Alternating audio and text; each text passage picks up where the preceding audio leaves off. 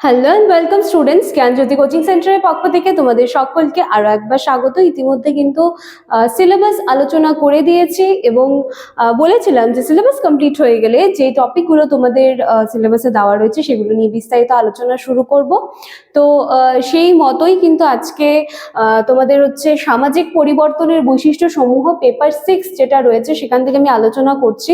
এর আগের দিনে কিন্তু সামাজিক পরিবর্তনের সংজ্ঞা আলোচনা করেছিলাম, যারা দেখোনি একটু গিয়ে ভিডিওটা দেখে এসো। আর আমাদের ক্লাস বা আলোচনার বিষয় আজকে শুরু করার আগে বলে নিতে চাই, তোমরা যারা জ্ঞানজ্যোতি কোচিং সেন্টারের সাথে যোগাযোগ করতে চাইছো তার জন্য কিন্তু তোমাদেরকে বোর্ডের কর্নারে দেওয়া দুটি নাম্বারের মধ্যে যে কোনো একটি নাম্বারে যোগাযোগ করে নিতে হবে।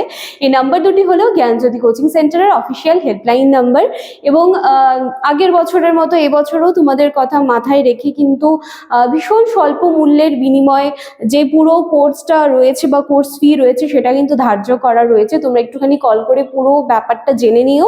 চলো আর এক্সট্রা কথা না বাড়িয়ে আমি আলোচনার বিষয়টা শুরু করছি। দেখো, আগের দিনে কিন্তু আমি সামাজিক সংজ্ঞা যেটা রয়েছে সেটা আমি আলোচনা করেছিলাম। সেখানে আমরা দেখেছিলাম যে যে মানে সামাজিক পরিবর্তন, যেটা সামাজিক পরিবর্তনের যে সংজ্ঞা সেটা কিন্তু এক এক জনের কাছে এক এক রকম ছিল। এক একজন কিন্তু এক একজন মানে এক এক রকম ভাবে সেটাকে কিন্তু ডিফাইন করেছিলেন। তো আজকে এই যে সামাজিক পরিবর্তন সেটার কিছু বৈশিষ্ট্য আমি আলোচনা করব।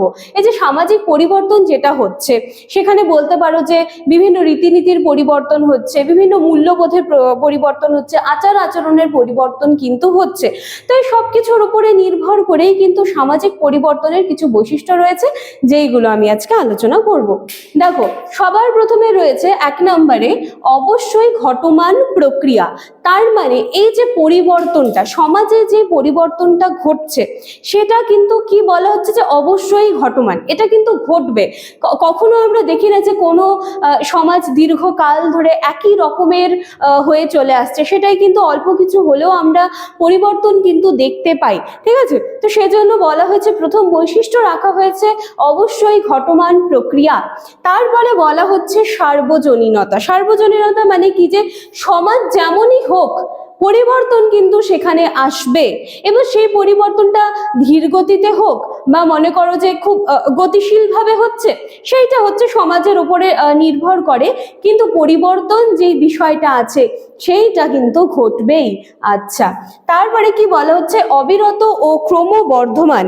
এখানে কি বলা হচ্ছে যে সামাজিক পরিবর্তন, যেটা আমি বললাম যে সমাজের উপর ভিত্তি করে কোনো সমাজে দেখা যাচ্ছে যে খুব মানে পরিবর্তনটা হঠাৎ করেই আসছে এবং হঠাৎ করে সেখানে চেঞ্জেস গুলো দেখতে পাচ্ছি, বা কখনো কখনো দেখতে পাচ্ছি খুব ধীর স্থির ভাবে সে কিন্তু সেখানে কিছু কিছু পরিবর্তন আসছে, কিন্তু পরিবর্তন তো হচ্ছে, বিষয়টা তো আর থেমে থাকছে না, তাই না?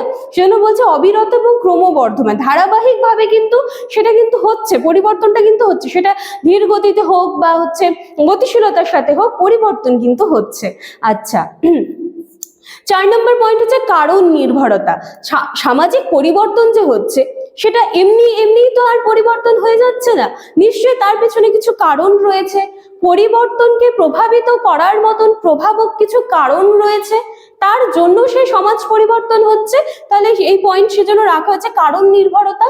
এবং 5 নম্বর বলা হচ্ছে ইতিবাচক ও নেতিবাচক দিক। সরি, এই একটা নাম্বার এক্সট্রা হয়ে গেছিল, ইতিবাচক ও নেতিবাচক দিক। তার মানে কি পজিটিভ দিক এবং নেগেটিভ দিক। দেখো, প্রতিটা কাজের কিন্তু একটা ভালো দিক থাকে এবং একটা খারাপ দিক থাকে।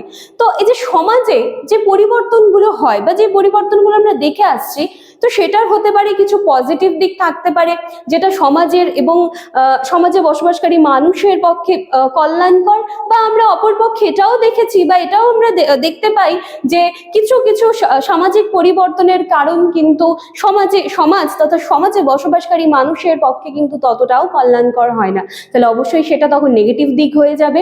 তো সেই সূত্রে এই পয়েন্টটা এসেছে ইতিবাচক ও নেতিবাচক দিক। তো সামাজিক পরিবর্তনের যে বৈশিষ্ট্য সমূহ, এখান থেকে 5টা মতো বৈশিষ্ট্য আমি তোমাদের সাথে আলোচনা করলাম। অ্যাটলিস্ট আমার মূল উদ্দেশ্য হচ্ছে ইউটিউব ভিডিওস এর মাধ্যমে যারা বিভিন্ন কারণে হয়তো মনে করো আমাদের সাথে যোগাযোগ করতে পারছো না বা অ্যাডমিশন নিতে পারছো না, তো তাদের জন্য বা তাদের কথা মাথায় রেখেই কিন্তু এই ভিডিওস গুলো করার উদ্দেশ্য হচ্ছে অ্যাটলিস্ট তোমাদের জন্য কনসেপ্টটা ক্লিয়ার হয়ে যায়, যে তোমাদের সিলেবাসে যা প্রোভাইড করা রয়েছে প্রতিটা টপিক সম্পর্কে অ্যাটলিস্ট কনসেপ্টটা যেন ক্লিয়ার হয়ে যায়। সেই উদ্দেশ্যেই কিন্তু আমার প্রত্যেক দিনের এই ভিডিওসগুলো নিয়ে আসা। এরপর যারা আমাদের পেইড ব্যাচে যারা থাকে তাদের সাথে সমস্ত বিষয়টা যতটা সম্ভব হয় আমার দ্বারা আমি কিন্তু ডিটেলসে আলোচনা করে দিই। তো চলো আজকের ক্লাস বা আলোচনার বিষয় এখানেই শেষ করছি। দেখা হচ্ছে নেক্সট দিনে নতুন একটা টপিক নিয়ে। Thank you.